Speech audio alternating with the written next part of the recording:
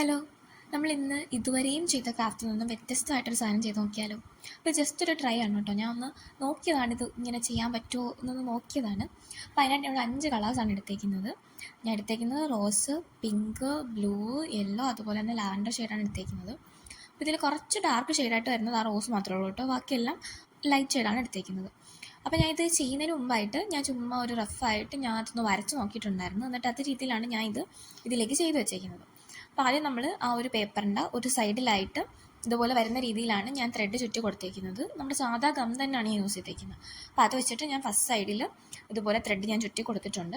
അതിനുശേഷം ഞാൻ ബ്ലൂ വെച്ചിട്ട് നമ്മുടെ സെക്കൻഡ് സൈഡിലും അതുപോലെ തന്നെ ചുറ്റി കൊടുത്തിട്ടുണ്ട്. സത്യം പറഞ്ഞാൽ ഈ ഒരു ത്രെഡ് ഞാൻ ഇതിന് വേണ്ടി വാങ്ങിയതല്ലായിരുന്നു. ഞാൻ വേറൊരു കാര്യം ചെയ്ത് നോക്കാൻ വേണ്ടിയിട്ട് വാങ്ങിയതാണ്. പക്ഷേ അത് ചെയ്യാൻ പറ്റുന്നില്ല. എന്തൊക്കെയോ പ്രശ്നങ്ങളുണ്ട് അതിന്. അപ്പം അത് ആണെങ്കിൽ കുറേ ഞാൻ വാങ്ങിയിട്ടുണ്ടായിരുന്നു. ഇഷ്ടംപോലെ കളർ ഉണ്ടായിരുന്നു. അപ്പോൾ അതെല്ലാം കൂടി വെറുതെ വെച്ച് കളയണ്ടല്ലോ എന്ന് ഓർത്തിട്ടാണ് ഇങ്ങനെ ഒരു ഐഡിയ വന്നത്. അപ്പോൾ അതുകൊണ്ട് ഞാൻ ജസ്റ്റ് ഒന്ന് ട്രൈ ചെയ്ത് നോക്കി. പക്ഷെ ചെയ്ത് നോക്കിയപ്പോഴത്തേക്കും സംഭവം വർക്ക് ചെയ്യുന്നുണ്ട്. അപ്പോൾ ഞാൻ ഓർത്തു ഈ ബാക്കിയിരിക്കുന്ന ആ ത്രെഡൊക്കെ ഇതുപോലത്തെ എന്തെങ്കിലുമൊക്കെ ചെയ്ത് അതങ്ങ് തീർക്കാമെന്ന് ഞാൻ ഓർത്തു. അപ്പോൾ ആദ്യമായിട്ടാണ് ഞാനിത് ചെയ്ത് വെച്ചേക്കുന്നത് കേട്ടോ. അപ്പം പക്ഷേ എനിക്ക് ഇഷ്ടപ്പെട്ടു ചെയ്ത് കഴിഞ്ഞപ്പോഴത്തേക്കും. പിന്നെ ഞാൻ ഇവിടത്തേക്ക് ഷീറ്റ് വന്നിട്ട് നമ്മുടെ A4 സൈസ് ഷീറ്റ് തന്നെയാണ്. അപ്പം അതിൻ്റേതായ ഒരു പ്രശ്നമുണ്ട്. അപ്പോൾ അടുത്ത ടൈം ചെയ്യുമ്പോൾ നമുക്ക് അതിൻ്റേതായ ബോർഡും കാര്യങ്ങളൊക്കെ വെച്ചിട്ട് നമുക്ക് പ്രോപ്പറായിട്ട് ചെയ്യാം.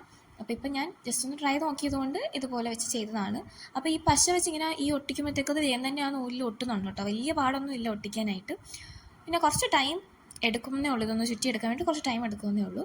അപ്പോൾ സിമ്പിൾ ആയതുകൊണ്ട് ഇത് നോക്കിയെന്നേ ഉള്ളൂ. നമുക്ക് കുറച്ചും കൂടി ചെയ്യാം വരെയൊക്കെ. അപ്പോൾ അതുപോലെ തന്നെ ഞാൻ അടുത്ത യെല്ലോ ഇതുപോലെ തന്നെ ഒട്ടിച്ച് കൊടുത്തിട്ടുണ്ട്. അതുപോലെ തന്നെ ചുറ്റി ഒട്ടിച്ച് കൊടുത്തിട്ടുണ്ട്. അപ്പോൾ ഞാൻ ഓരോന്നും ആ നടുക്ക് മാത്രമേ ഫുൾ റൗണ്ട് ഞാൻ കംപ്ലീറ്റ് ചെയ്തിട്ടുള്ളൂ. ബാക്കി സൈഡിലൊക്കെ കുറച്ചായിട്ട് ചിലത് കയറി ചിലത് ഇറങ്ങി ആ ഒരു രീതിയിലാണ് ഞാൻ കംപ്ലീറ്റ് ചെയ്ത് വെച്ചേക്കുന്നത്. ഞാൻ അപ്പോൾ ആദ്യം വിചാരിച്ചിരുന്നത് ഇത് ഫുള്ള് ഒരു ഇപ്പോൾ ഞാൻ ഒട്ടിച്ചേക്കുന്ന പോലെ തന്നെ പിങ്കും അതുപോലെ തന്നെ റോസ് ഷെയ്ഡ് വെച്ചിട്ട് ഫുള്ളിങ്ങനെ ചെയ്യാം. ലൈറ്റ് ഡാർക്ക് ആ ഒരു രീതിയിൽ ചെയ്യാമെന്നാണ് ഞാൻ വിചാരിച്ചിരുന്നത്. അത് കഴിഞ്ഞിട്ടാണ് ഇങ്ങനെ പല കളർ വെച്ചിട്ട് ചെയ്യാമെന്ന് ഞാൻ ഓർത്തത്. അപ്പോൾ അതിനിടയ്ക്ക് ഒരു പണി കിട്ടി. അതിനിടയ്ക്ക് ആ പശ ഒരു പണി തന്നു. അതിങ്ങനെ തീരാൻ പോകുന്ന പോലെ ഒന്നും വരുന്നില്ല അതിനുള്ളിൽ നിന്ന്. അപ്പം ഞാൻ ലാവൻഡർ ഷെയ്ഡ് എടുത്തപ്പോഴത്തേക്കും അത് ഫുള്ള് കഴിഞ്ഞു. ആ പശയുടെ കാര്യം ഫുള്ള് തീർന്നു. പിന്നെ ഞാനത് മുറിച്ചിട്ട് എങ്ങനെയൊക്കെയോ ആണ് ഒന്ന് അഡ്ജസ്റ്റ് ചെയ്ത് ആ പശയൊക്കെ പുറത്തെടുത്തത്. അപ്പോൾ അതുകൊണ്ട് തന്നെ ലാവൻഡർ ഷെയ്ഡ് എനിക്ക് അധികം ചുറ്റിയെടുക്കാൻ പറ്റിയില്ല. കുറച്ചും കൂടി ചുറ്റണം എന്ന് എനിക്കുണ്ടായിരുന്നു. പക്ഷേ അത് പശ തീർന്നതുകൊണ്ട് അത് ഫുള്ള് നമുക്ക് ഒട്ടത്തില്ല, ചുറ്റാനും പറ്റില്ല, അത് ഒട്ടത്തുമില്ല. അതുകൊണ്ട് ഞാൻ കുറച്ചേ ചുറ്റിയെടുത്തുള്ളായിരുന്നു.